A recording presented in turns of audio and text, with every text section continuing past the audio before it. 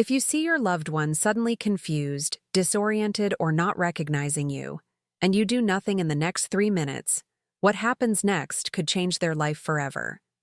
I have seen this scenario unfold hundreds of times in my career, and what most families do not realize is that those first few minutes are absolutely critical. Most people panic, they try to argue with the confused person, or they immediately call an ambulance, but there is actually a specific 3-minute protocol that can prevent a minor confusion episode from spiraling into a full-blown crisis. I am Dr. Emily Hartwell, a geriatric neurologist with over 20 years of experience working with older adults experiencing cognitive changes. In my practice, I have witnessed how a simple intervention in those crucial first moments can mean the difference between a quick resolution and a week-long hospitalization. Before we begin, if you have not subscribed yet, I recommend hitting that button and turning on notifications so you never miss another health tip made especially for you. If you enjoy this video, send me your video suggestions and questions in the comments. I read every single one, and it helps me create more content to help people just like you. Now, let me share something that might surprise you. Most families believe that sudden confusion in an elderly person always means a stroke or Alzheimer's progression, but the truth is far more nuanced. Acute confusion, which doctors call delirium, can be triggered by dozens of different causes, from a simple urinary tract infection to dehydration, medication interactions, or even constipation. What makes this particularly dangerous is that family members often waste precious time trying to figure out what is wrong instead of implementing immediate stabilization techniques. Let me tell you about Mr. Richard Thompson, a 73-year-old retired postal worker from Austin, Texas. Richard had been healthy his entire life, managing only mild high blood pressure with medication.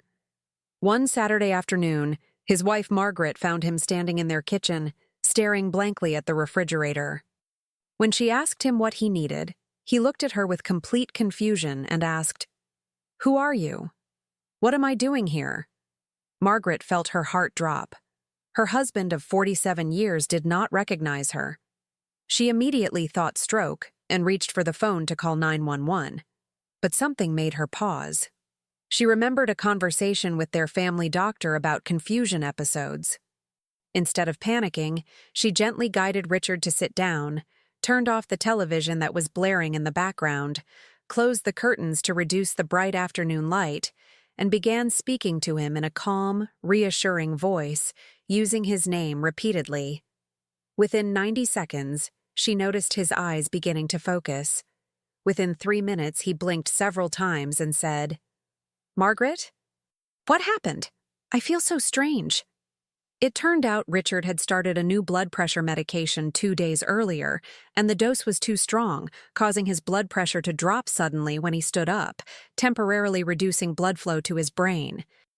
Because Margaret implemented what I call the 3-minute stabilization protocol, Richard avoided a traumatic ambulance ride and emergency room visit. This brings me to the first critical element you need to understand about sudden confusion in seniors. The brain of an older adult is much more vulnerable to disruption than a younger person's brain. Think of it like this. A young, healthy brain has tremendous reserve capacity, like a bank account with a huge balance. It can handle withdrawals from various stressors, such as lack of sleep, mild dehydration, a minor infection, and still function normally. But an aging brain operates with much less reserve. Even a small urinary tract infection that a younger person might not even notice can push an elderly person into a state of acute confusion. The medical term for this is reduced cognitive reserve, and it explains why something as simple as changing time zones or sleeping in an unfamiliar bed can sometimes trigger confusion in older adults. Let me share another case that illustrates this perfectly. Mrs. Linda Kowalski, an 80-year-old former elementary school teacher from Milwaukee, Wisconsin, was known by her family as sharp as a tack. She did crossword puzzles daily, managed her own finances, and never missed a doctor's appointment.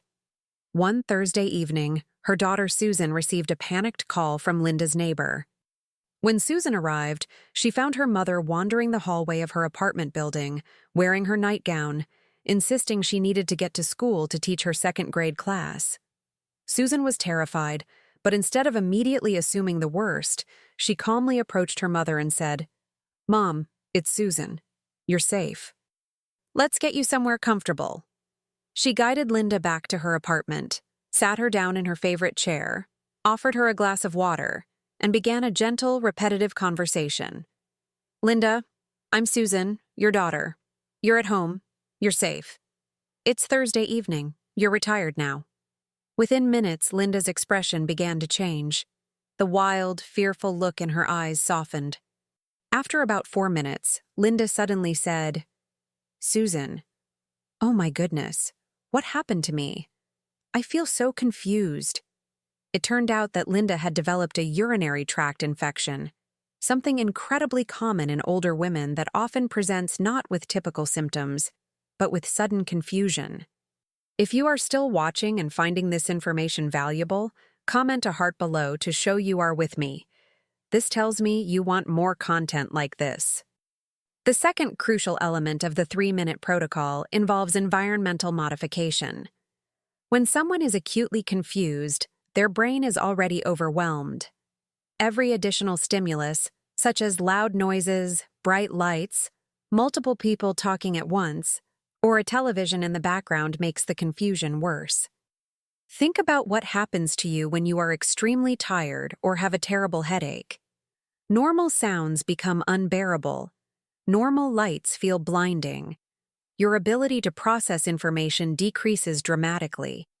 Now multiply that by 10, and you begin to understand what a confused elderly person is experiencing. Their brain cannot filter information properly, so everything becomes noise, everything becomes overwhelming, and the confusion deepens. This is why one of the most powerful interventions you can implement immediately is what I call sensory simplification. Turn off the television, turn off the radio, dim the lights or close curtains if it is bright.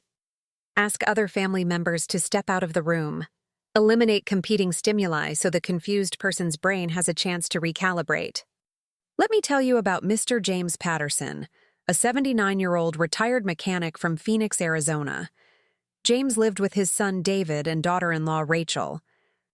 One Sunday afternoon during a family barbecue, with about 15 relatives present, children running around, music playing, and multiple conversations happening simultaneously, James suddenly stood up from his chair and began shouting that people were stealing his tools, that strangers were in his house, and he needed to call the police. His family was shocked. Some relatives thought he was having a stroke. Others worried it was sudden dementia. Fortunately, Rachel had attended a caregiver support group where they discussed delirium. She quickly asked everyone to go outside, turned off the music, closed the patio door to block the noise, dimmed the interior lights, and sat down near James, giving him space. She spoke in a quiet, calm voice. "James, I'm Rachel. You're at home. You're safe. David is here. We're having a family gathering, but it got too loud, so everyone went outside. You're okay." She repeated variations of this message slowly for about 3 minutes. Gradually, James's breathing slowed. His fists unclenched. The wild look in his eyes faded. After about 5 minutes, he looked at Rachel and said, "Rachel, what happened?" It turned out that James was severely dehydrated from being outside in the Arizona heat, and he had also skipped his morning medication for his heart condition. The combination of dehydration, medication imbalance, heat exposure, and sensory overload created a perfect storm. Once he was rehydrated and his medication schedule corrected, James returned completely to his normal self. The third critical component of the 3-minute protocol is what I call grounding through orientation. When someone is acutely confused, they have lost their sense of place, time, and sometimes identity. This is terrifying for them. Your job in those first 3 minutes is to become their anchor to reality. You do this through gentle, repetitive orientation. You tell them who you are, where they are, what time of day it is, and that they are safe. You repeat this information calmly and consistently. You do not quiz them. You do not ask, "Do you know who I am?" These questions often increase agitation because the confused person knows they should know the answers but cannot access that information, which creates frustration. Instead, you simply provide the information in a calm way, over and over. Here is a case that demonstrates the power of this approach. Mrs. Eleanor Martinez, an 82-year-old retired nurse from Miami, Florida, lived in an assisted living facility. She was normally independent, social, and participated in all activities. One Tuesday morning, the staff found Eleanor sitting on the floor of her bathroom, crying, saying she did not know where she was. She kept asking for her mother, who had passed away over 30 years earlier. The facility director recognized this as acute delirium and decided to implement a 3-minute intervention. She sat down on the floor next to Eleanor and began speaking. "Eleanor, I'm Janet, the director here. You're at Sunrise Assisted Living in Miami. It's Tuesday morning, 9 o'clock. You're in your apartment, in your bathroom, you're safe. I'm here with you." She repeated these facts, with slight variations for 3 full minutes, while also gently placing a hand on Eleanor's shoulder. Gradually, Eleanor's sobbing decreased. After about 4 minutes, Eleanor looked at Janet and said, "Janet? Oh, I'm so embarrassed. I don't know what happened." Further investigation revealed that Eleanor had developed pneumonia, which in elderly people often presents not with the classic cough and fever, but with confusion. Her oxygen levels were low, which affected her brain function. If what I have shared so far has surprised you, wait until you hear about the fourth element. This component involves what I call gentle physical stabilization. When someone is acutely confused, they often have an urge to move, to pace, or to try to leave, because their brain is telling them something is wrong, and they need to escape. This can be dangerous because confused individuals have a much higher risk of falls. But physically restraining a confused person, which is what many family members instinctively do, almost always makes the situation worse. It increases their agitation and can trigger combativeness. Instead, the approach is to guide them to a safe, comfortable position, usually sitting or reclining, using gentle touch and calm verbal cues. You offer them a comfortable chair. You help them sit down. You might place a soft pillow behind their back. This physical positioning serves multiple purposes. It reduces the risk of falls, helps them feel more secure, and often naturally leads to a decrease in agitation. Let me tell you about Mr. George Nakamura, an 86-year-old widower and retired engineer from Seattle, Washington. George lived with his grandson, Tim. One afternoon, Tim heard unusual sounds coming from his grandfather's room. When he entered, he found George trying to pack a suitcase, very agitated, insisting he had to catch a train to New York for a business meeting. Tim knew this did not make sense. George had been retired for over 20 years. Tim remembered advice from George's doctor about not arguing with confused individuals. Instead, Tim said, "Grandpa, that train does not leave for a few hours. Why don't you sit down and rest before you go?" George paused and agreed. Tim gently guided him to his favorite recliner, helped him sit down, adjusted the footrest, and brought him a glass of water. He sat nearby and began talking to George about old memories. Within about 6 minutes, George's urgency faded. He became calmer. And then, about 10 minutes in, George suddenly looked at Tim and said, "Tim, I just had the strangest feeling. I thought I had to go somewhere. Was I dreaming?" It turned out that George had accidentally taken a double dose of his sleep medication earlier that day. The fifth essential element, and this might be the most important, is knowing when the 3-minute protocol is not enough and you need emergency medical help immediately. There are specific red flags that indicate a medical emergency requiring immediate professional intervention. If the person has facial drooping, arm weakness, or slurred speech, these are signs of a stroke, and you need to call emergency services immediately. If they have a fever above 101 degrees Fahrenheit, this could indicate a serious infection like meningitis or sepsis. If they have a severe headache, especially if it came on suddenly and they describe it as the worst headache of their life, this could be a brain bleed. If they have chest pain, difficulty breathing, or if their lips or fingertips are turning blue, these are signs of inadequate oxygenation requiring immediate help. If they are having seizures, you need emergency help. And if the confusion is associated with a recent fall, especially if they hit their head, you need to be concerned about a brain bleed. In these situations, the 3-minute protocol is not appropriate. You call emergency services immediately. But for cases of acute confusion without these danger signs, implementing the protocol while you contact their doctor can prevent unnecessary emergency room visits. Mrs. Dorothy Chen, a 77-year-old retired librarian from Boston, Massachusetts, experienced an episode that illustrates this distinction perfectly. Dorothy lived alone, but had a medical alert system. One evening, her daughter Amy received an alert that Dorothy had pressed her emergency button. When Amy arrived, she found Dorothy sitting in her living room, looking bewildered, but without any signs of stroke, no fever, no difficulty breathing, no chest pain. Amy implemented the 3-minute protocol. She reduced stimulation, sat with her mother, gently oriented her to time and place, and offered her water. Within 5 minutes, Dorothy became clearer. Amy then called Dorothy's doctor, who advised them to go to the emergency room for evaluation. At the hospital, they discovered Dorothy had an electrolyte imbalance, with her sodium levels dangerously low, caused by a medication she was taking for blood pressure. The 6th critical component involves the immediate aftermath of the confusion episode.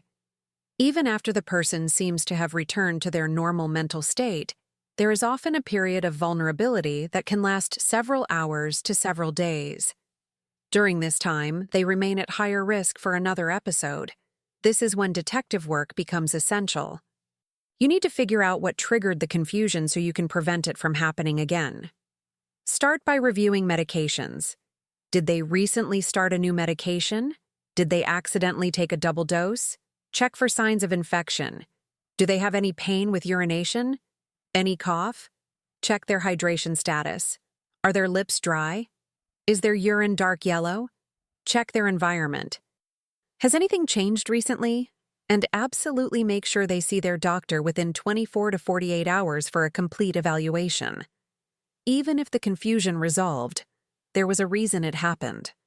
Mr. Frank Russo, a 75-year-old retired firefighter from Philadelphia, Pennsylvania, experienced an episode of acute confusion one evening, not recognizing his wife Maria and trying to leave the house to go to the fire station.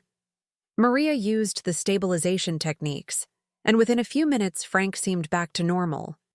Maria was relieved and decided not to bother Frank's doctor since everything seemed fine. But 2 days later, Frank had another episode, this time much worse, lasting longer and requiring an ambulance. At the hospital, they discovered Frank had been developing a slow bleed in his brain from a minor fall 3 weeks earlier that neither Frank nor Maria had thought was significant. If Maria had insisted Frank see his doctor after that first confusion episode, they would have caught the brain bleed much earlier, preventing the second, more serious episode and the need for emergency surgery. The 7th element of comprehensive confusion management is preparation before a crisis occurs. The time to learn these techniques is not when your loved one is acutely confused and you are panicking. The time is now, before anything happens. I recommend families conduct what I call a confusion drill, similar to a fire drill. Sit down together and discuss what you would do if someone suddenly became confused. Assign roles. Where do you keep a list of all current medications? Do you have contact information for all their doctors easily accessible? This preparation can make a dramatic difference when an actual episode occurs. Mrs. Angela Rodriguez, a 74-year-old former social worker from Denver, Colorado, worked with her family to create what they called their confusion response plan after attending one of my caregiver education workshops. They typed up a document listing all her medications, all her medical conditions, all her doctor's contact information, and a step-by-step protocol for what to do if she became confused. 6 months later, during a family dinner, Angela suddenly became confused and disoriented. Her family did not panic. They calmly implemented their plan. Within minutes, they had stabilized Angela. They reviewed her medications and realized she had accidentally taken her evening medications twice. By having a plan in place, what could have been a chaotic, frightening situation became a managed event with a good outcome. The eighth critical concept I need you to understand is that not all confusion is the same. There is a significant difference between acute confusion and chronic confusion from dementia or Alzheimer's disease. Acute confusion comes on suddenly, over hours to days. It fluctuates throughout the day, often worse at night. It has an identifiable trigger, like infection or medication, and it is potentially reversible if you identify and treat the cause. Chronic confusion from dementia develops gradually over months to years.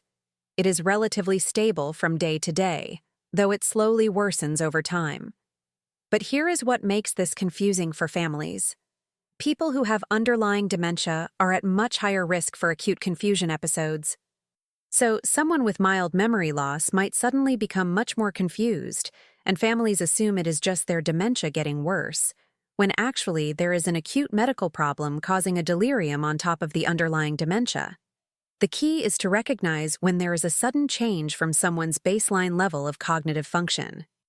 Mrs. Barbara O'Neill, an 81-year-old widow from Portland, Oregon, had been living with mild Alzheimer's disease for 3 years.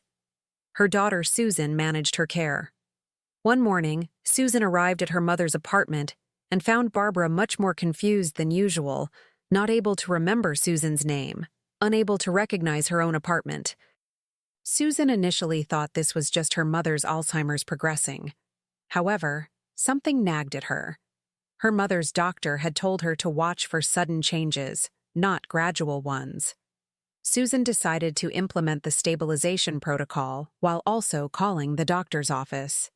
At the doctor's office, they discovered Barbara had developed a UTI and was also severely dehydrated. With treatment, Barbara returned to her baseline level of functioning within 3 days. Susan learned a crucial lesson.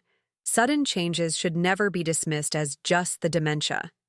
If you are finding this information helpful and want to see more videos like this, please leave a comment telling me what health topics you would like me to cover next.